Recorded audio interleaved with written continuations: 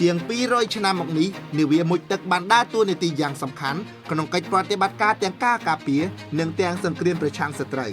ដែលគេឃើញនាវាចម្បាំងប្រភេទនេះលេចវត្តមានជាដំបូងក្នុងឆ្នាំ1775នៅអំឡុងពេលដែលទ្វីបអាមេរិកទុះឡើងនៅសង្គ្រាមបដិវត្តន៍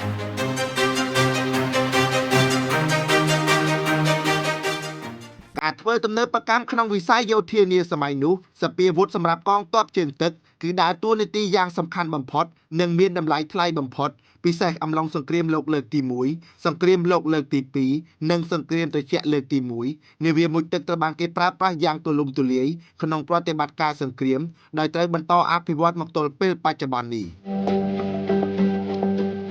បើទោះជាការធ្វើទំនើបកម្មយោធាសម័យបច្ចេកវិទ្យាកម្ពុជានាពេលនេះបានផ្ដោតទៅលើប្រព័ន្ធប្រយុទ្ធដែនអាកាសដូចជាយន្តហោះចម្បាំង drone ពិឃាតឬមីស៊ីលដ៏ទំនើបក្តីប៉ុន្តែសម្រាប់វិស័យការពារដែនទឹកពិភពលោកនៅតែត្រូវការនាវាមុជទឹកដើម្បីដើរតួជាអ្នកឆ្លប់ការលួចទិន្នន័យរបស់សត្រូវផងនិងជាអ្នកវាយប្រហារផងខណៈលើផែនដីនាពេលបច្ចុប្បន្ននេះគឺមានប្រទេសតែ42ប៉ុណ្ណោះដែលមាននាវាចម្បាំងប្រភេទនេះក្នុងនោះមហាអំណាចអាមេរិករុស្ស៊ីចិនគឺកាន់កាប់នាវាមុជទឹកលើផែនដីរហូតដល់ទៅជាង 40% ទៅហើយ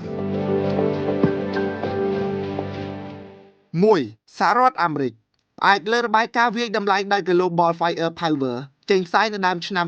2025នេះបង្ហាញថាសហរដ្ឋអាមេរិកជាប្រទេសដែលមាននាវាមុជទឹកច្រើនបំផុតលើផែនដីដោយបច្ចុប្បន្នអាមេរិកមាននាវាមុជទឹកប្រភេទនេះដល់ទៅ70គ្រឿងដោយក្នុងនោះ66គ្រឿងជាប្រភេទនាវាដែលដើរដោយថាមពលនុយក្លេអ៊ែរនិងមានសមត្ថភាពបាញ់មីស៊ីលប៉ាឡេស្ទិកឬហៅថាមីស៊ីលរយៈចម្ងាយចេញពីក្រោមផ្ទៃសមុទ្រថែមទៀតផង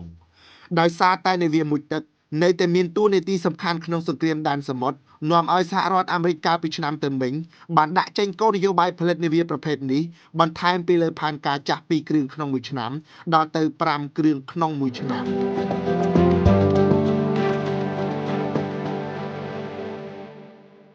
2សហព័ន្ធរុស្ស៊ីគឺជាមហាអំណាចកាន់កាប់នាវាមុជទឹកច្រើនបំផុតទី2នៅលើផែនដីដោយបច្ចុប្បន្នរុស្ស៊ីមាននាវាចម្បាំងប្រភេទនេះសរុបដល់ទៅ64គ្រឿងប៉ុន្តែបើនិយាយដល់នាវាមុជទឹកដែលដើរដោយថាមពលនុយក្លេអ៊ែរនិងមានសមត្ថភាពបាញ់ចេញមីស៊ីលប៉ាឡេស្ទិកពីក្រោមផ្ទៃសមុទ្រគឺរុស្ស៊ីមានត្រឹមតែ16គ្រឿងប៉ុណ្ណោះខណៈនាវាភាគច្រើនគឺជានាវាចំនួនចាស់ដែលសេសសល់ពីសង្គ្រាមលោកលើកទី2និងសង្គ្រាមត្រជាក់3សាធារណរដ្ឋប្រជាមានិតចិនគឺជាមហាអំណាចនាវាមុជទឹកលំដាប់ទី3របស់ពិភពលោកបច្ចុប្បន្នចិនមាននាវាមុជទឹកសរុបដល់ទៅ61គ្រឿងក្នុងនោះ12គ្រឿងជាប្រភេទនាវាដែលដើរដោយថាមពលនុយក្លេអ៊ែរ6គ្រឿងជាប្រភេទនាវាបំពាក់មីស៊ីលប៉ាឡេស្ទិកនិង6គ្រឿងទៀតជាប្រភេទនាវាមុជទឹកដែលប្រឆាំងនាវាមុជទឹកដូចគ្នាផ្អែកលើការវាយតម្លៃរបស់មន្ទីរបញ្ចកោណអាមេរិកត្រឹមឆ្នាំ2035ខាងមុខចិននឹងមាននាវាមុជទឹកសរុបដល់ទៅ80គ្រឿងដោយប្រមាណ20គ្រឿងចុងក្រោយនិងជានាវាដ៏ទំនើបបំផុតបំពាក់បច្ចេកវិទ្យាចុងក្រោយ4សាធារណរដ្ឋអ៊ីស្លាមអ៊ីរ៉ង់ត្រូវបានគេចាត់ទុកថាជាប្រជាជាតិដែលមាននាវាមុជទឹកច្រើនបំផុតលំដាប់ទី4លើផែនដីវាយតម្លៃដោយ Global Firepower បច្ចុប្បន្នប្រទេសនេះមាននាវាមុជទឹកប្រមាណ25គ្រឿងយ៉ាងណាដោយសារតែអ៊ីរ៉ង់មិនមានរោងចក្រថាមពលនុយក្លេអ៊ែរដូចអាមេរិករុស្ស៊ីនិងចិនជាហេតុដែលនាំឲ្យនាវាមុជទឹកទាំង25គ្រឿងរបស់អ៊ីរ៉ង់សុទ្ធសឹងជានាវាដែលដើរដោយថាមពលឥន្ធនៈរួមជាមួយថាមពលអគ្គិសនីដោយគ្មានលទ្ធភាពបាញ់មីស៊ីលប៉ាឡេស្ទិកបាននោះឡើយយ៉ាងណាយោងតាមការវាយតម្លៃរបស់ទីភ្នាក់ងារចារកម្មពិសេសរបស់សហរដ្ឋអាមេរិកនិងមន្ទីរបញ្ញកោណគេជឿជាក់ថានៅប៉ុន្មានឆ្នាំខាងមុខអ៊ីរ៉ង់នឹងមាននាវាមុជទឹកដើរដោយថាមពលនុយក្លេអ៊ែរដោយមហាអំណាចពិភពលោកដែរ